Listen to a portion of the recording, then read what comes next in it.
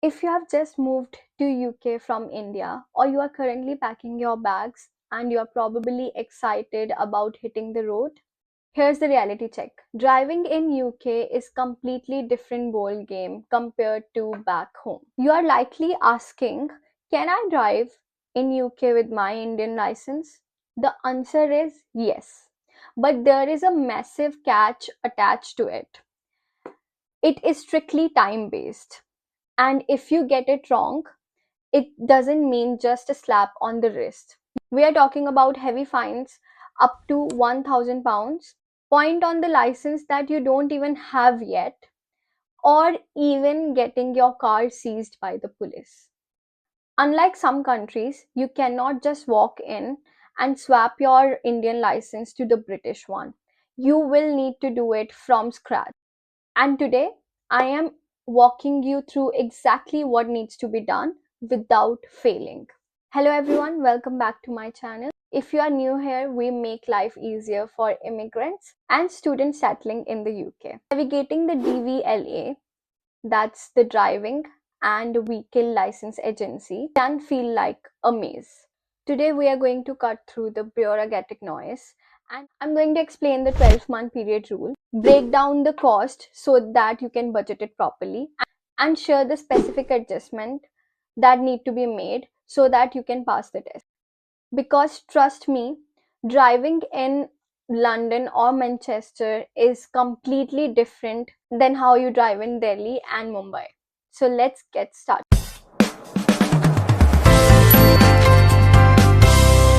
First thing first, the legality. As soon as you become the resident in the UK, the clock starts ticking. You are legally allowed to drive any small vehicle listed on your valid Indian driving license for exactly 12 months from the day you last entered the country. You don't strictly need any international driving license permit if your license is in English, which mostly Indian licenses are. But carrying one is often recommended to make the things easier with the insurance company and if you ever get stopped. Here's the kicker. You cannot renew your 12-month grace period. Once the day 366 hits, your Indian license is effectively just a piece of plastic in UK. Since India is not listed as a designated country to exchange the license, you will have to go through the full process just like a British teenager who is learning to drive for the first time. I would suggest do not wait for the 11 month to hit to get started with the exam preparation, because trust me, the exam backlog is real.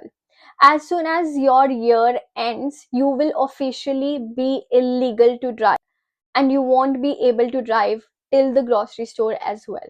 So, how do we get fully licensed? It is three-step ladder. Step 1 is getting your provisional license sorted.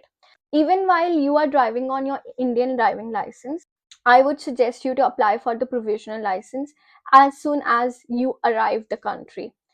You can do this on government.uk website. It costs around £34 if you do it online and £43 if you do it via post office filling up a D1 form. You need this card to book the test, so get it sorted on your first week of arrival.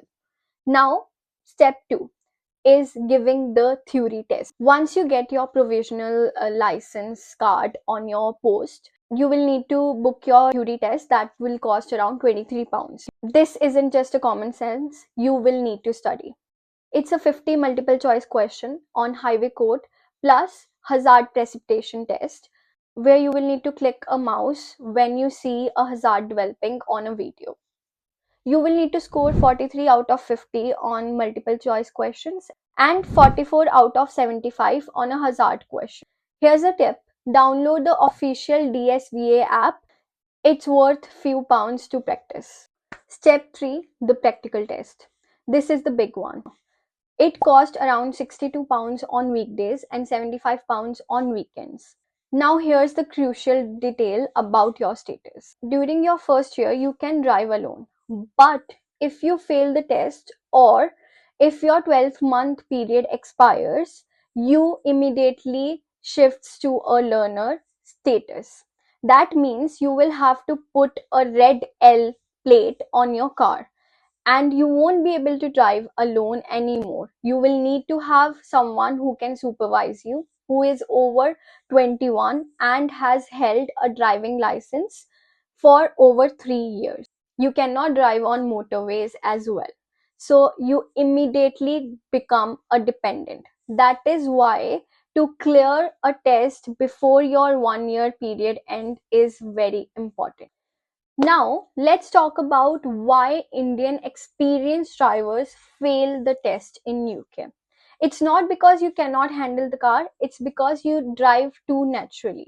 In India, driving is a negotiation of space, whereas in UK, driving is strictly rigid to the procedure. Here are three adjustments that you must make to pass the test.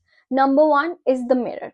In India, we see the mirror to squeeze in, but in the UK test, you must follow the MSM, that is mirror signal maneuver. And here's the secret: you have to move your head. If you just move your eyes, the examiner thinks that you haven't looked at all.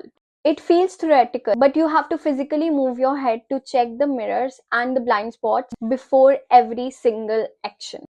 Now, the second thing that you must change is the lane discipline at roundabout. In UK, if you are turning right hand side, then you have to enter the right hand lane and spiral out. If you in between change the lane, that is a major fault. So make sure to take care of this particular thing. Now, the third one and the cultural shock is the pedestrian priority. It is a huge cultural shock. If a pedestrian is waiting at a zebra crossing, you will have to stop and let them cross. No creeping forward. Furthermore, if you are turning into a side road and you see a pedestrian waiting, they have the priority now. You will have to wait until they have crossed the road. You cannot honk or you cannot cut them out. If you do that, you are instantly at fault and you will fail the test. So, to wrap this up, you have 1 year. Use it wisely. Make sure to get your provisional license as soon as you enter the country. Within a week, apply for the provisional license. Then start preparing for your theory test. Clear the theory test and take a few lessons with a professional trainer to unlearn your old Indian habits. To be honest, it's an investment of time and money. And if you get a driving license in UK, it will benefit you in a lot of ways. A lot of jobs in UK requires a full driving license. So make sure to invest your time and money into this and get your driving license sorted.